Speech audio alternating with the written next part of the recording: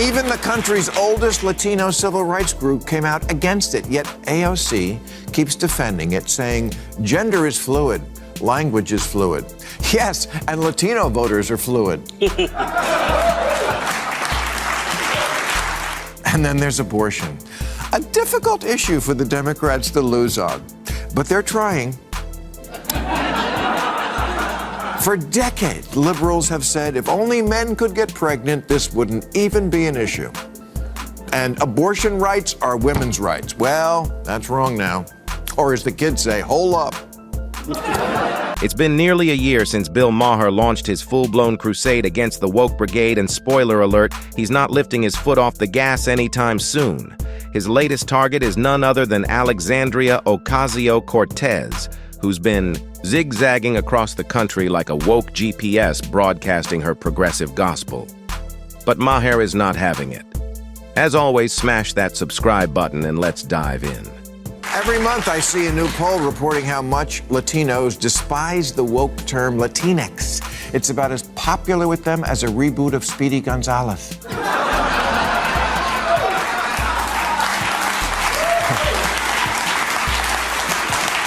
Even the country's oldest Latino civil rights group came out against it, yet AOC keeps defending it, saying gender is fluid, language is fluid. Yes, and Latino voters are fluid. So here's how it started. Bill Maher kicked things off by doing what he does best, asking the uncomfortable questions. This time, he zeroed in on Alexandria Ocasio-Cortez and her relentless push for a far-left agenda that, let's be honest, is being increasingly rejected by everyday Americans. Maher wondered aloud, why keep promoting a political philosophy that so many people have already flagged as toxic, divisive, and out of touch?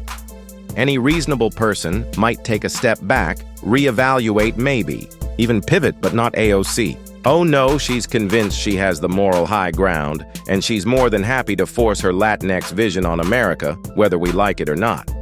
But here's the twist. Maher isn't done. What he says next is not just criticism. It's a calculated takedown, a verbal demolition, the kind that leaves no room for political spin or TikTok damage control. And trust me, you're going to want to see every second of it. Stay locked in because this is where things get brutal. And then there's abortion, a difficult issue for the Democrats to lose on, but they're trying. For decades, liberals have said if only men could get pregnant, this wouldn't even be an issue. And abortion rights are women's rights. Well, that's wrong now. Or as the kids say, hole up. When the wokey end of the progressive spectrum talks about abortion now, they shy away from that word, women, and prefer terms like birthing people or people who menstruate, because somewhere there's a trans man who's pregnant, and I say good for him, and I'll be looking for his story somewhere in a future issue of Ripley's Believe It or Not. That right there is the hill the Democrats chose to die on, the inability to define what a woman is. 10 years ago, this wasn't even a debate. Everyone knew what a woman was. Someone who menstruates, can get pregnant and give birth. It was biology, not ideology. But then came the progressive rebrand. Suddenly men could be women. Gender was fluid, and saying otherwise made you a bigot. Americans didn't buy it. They pushed back. They asked simple, honest questions and were met with lectures cancellations and smug condescension from ivory towers and blue state bubbles.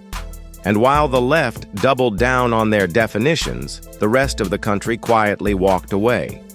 The result, one of the most crushing electoral defeats the Democratic Party has suffered in recent history, not because people were hateful, but because they were tired of being told reality was offensive.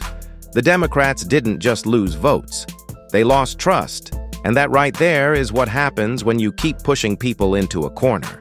Eventually, they pushed back hard, and not in the way you expect. AOC and her party strutted around the deep blue states like they had a political blank check.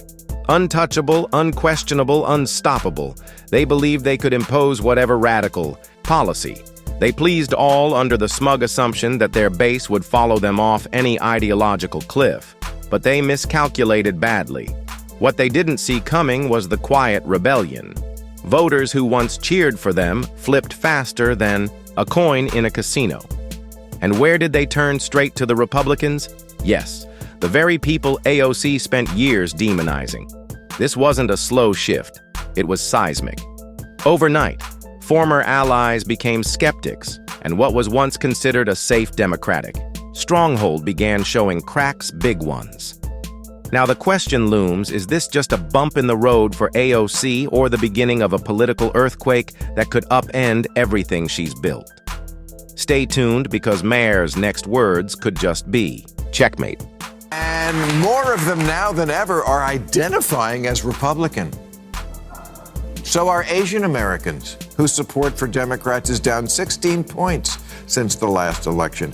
A lot of that is because, in the name of achieving equity in schools, Democrats in deep blue cities have made it a mission to eliminate the advanced programs at which Asian kids excel.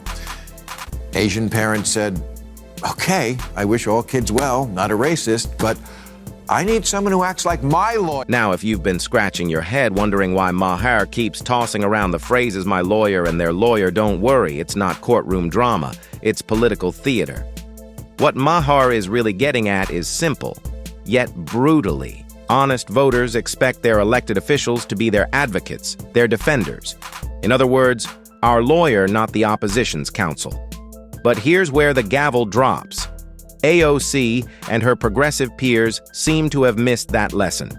Instead of fighting for the people, they've been fighting the people, lecturing, posturing, and pushing agendas that leave voters wondering, whose side are you even on? And Maher, he's not just highlighting it. He's building a case, point by point, jab by jab. He's exposing the disconnect between what voters want and what their so-called representatives are actually doing. The irony, AOC may talk like she's defending the underdog, but in this courtroom of public opinion, she's starting to look a lot like the one on trial. And trust me, when Maher delivers the closing argument, it won't be pretty. Stick around, because the verdict, it's coming, and it might just shake the house.